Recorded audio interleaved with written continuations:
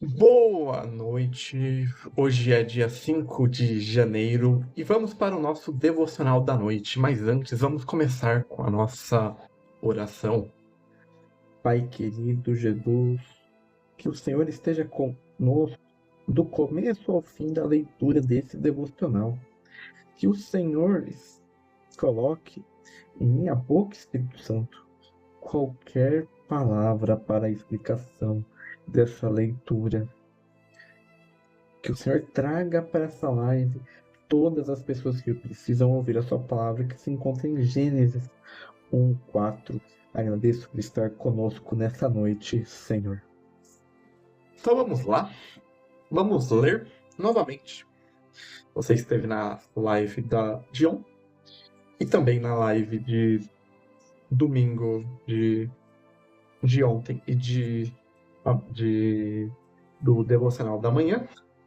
Vamos ler novamente a introdução de Gênesis, porque o devocional da noite e o do dia tem o mesmo versículo, que é Gênesis 1:4. Na próxima vez, quando tiver o mesmo versículo no mesmo dia, eu farei uma live só, para não ficar tão pesado ter que ler a introdução duas vezes. Então, provavelmente eu vou fazer, quando for assim, só lá no Instagram. Então, se você não me segue lá, siga. E vamos lá. O primeiro livro de Moisés, chamado Gênesis, o autor e período da escrita. A circunstância da escrita.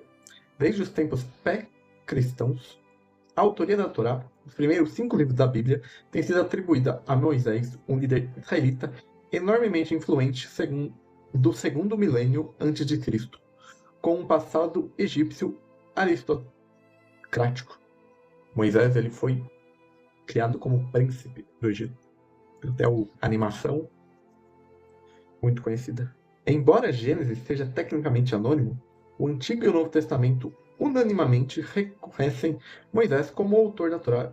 Josué 8:35, 2 Crônicas 23:18, Neemias 8:1, Marcos 12:19 e 26, Lucas 2:22, Romanos 10:5 e Hebreus 10:28. Ao mesmo tempo, evidenciam em Gênesis sugerem que pequenas mudanças editoriais que datam de tempos antigos foram inseridos no texto. Exemplos incluem a menção de Dan, capítulo 14, versículo 14, uma cidade que não foi nomeada até os dias de Juízes, Juízes 18:29, e o uso de uma frase que pressupõe a existência de reis israelitas, Gênesis 36:31. A Torá, um termo hebraico para lei, era vista como uma só unidade até pelo menos o século II a.C. Algum tempo antes do nascimento de Cristo, a Torá foi dividida em 5 livros independentes, sendo chamado mais tarde de Pentateuco, literalmente 5 embarcações. Gênesis, o primeiro livro da Torá, traz tanto a história universal da humanidade quanto a história patriarcal de Israel.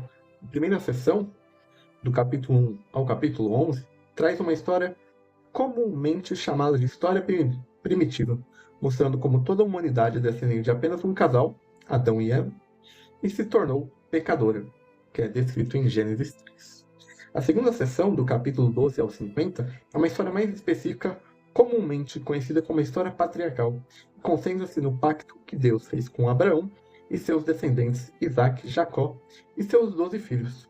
O livro de Gênesis desdobra o plano de Deus para abençoar e redimir a humanidade através dos descendentes de Abraão. No final, há um relato dos eventos que levam os israelitas à terra do Egito. Contribuições para a Bíblia. Gênesis estabelece as bases para todas as outras coisas que lemos e experimentamos na Escritura. Através dele, através dele, entendemos de onde viemos, como chegamos ao estado decaído que nos encontramos e o início do trabalho gracioso de Deus em nosso favor.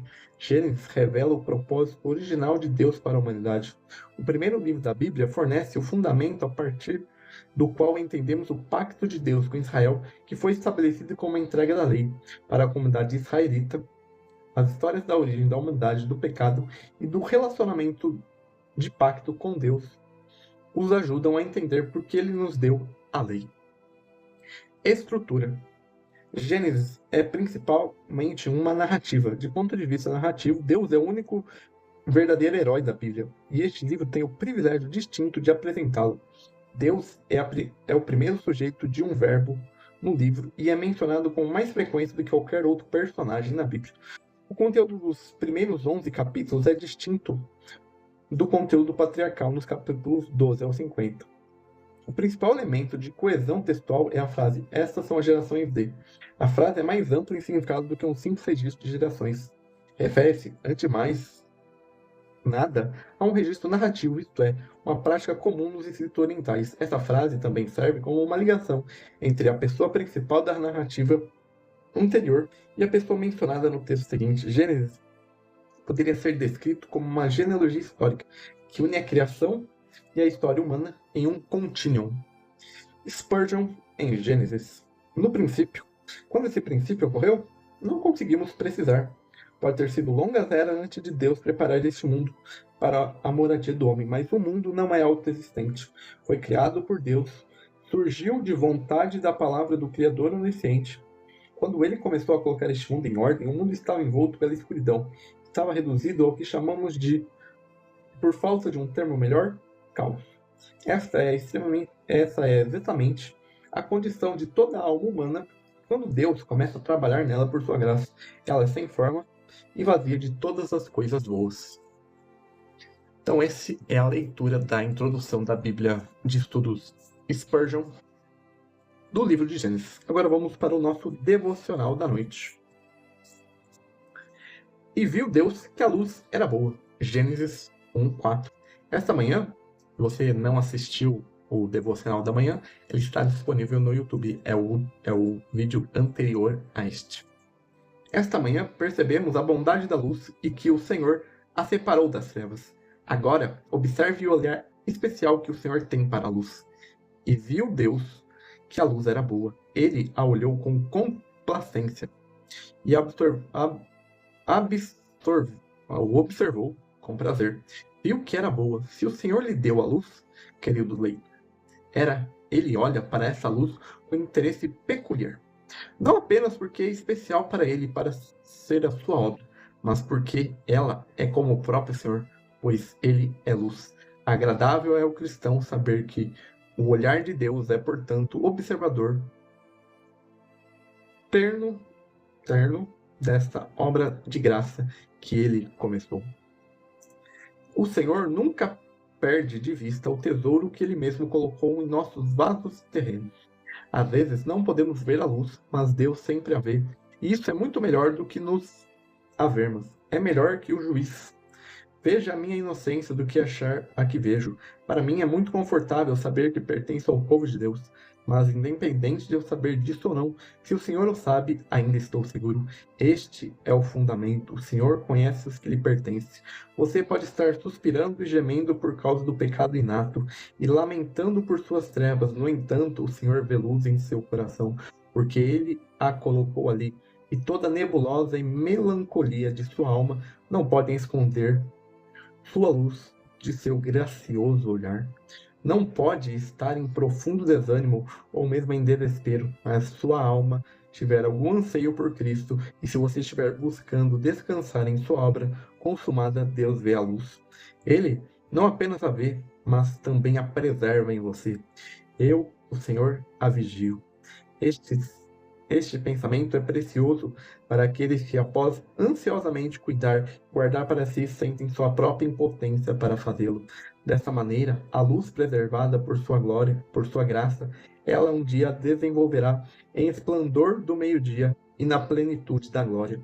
A luz interior é o alvorecer do dia eterno. Então, que nós possamos ver essa luz que Deus vê em nós. Uma frase que eu gosto muito, que não é de autoria minha, é: troque aquilo que você pensa. Deixa eu reformular. A frase é: troque aquilo que você pensa de você daquilo que Deus pensa de você. Então, que nós possamos ser essa luz, transbordar essa luz, para ser visível tanto para nós quanto para o outro. E é com essa reflexão que eu termino o nosso devocional de hoje, do dia 5 de janeiro. Amanhã, às 8 horas, lá na Rede Vizinha, no Instagram, eu faço o devocional da manhã. E aqui, o nosso devocional da noite. E lá no YouTube tem sempre os dois. Tchau, tchau e até amanhã.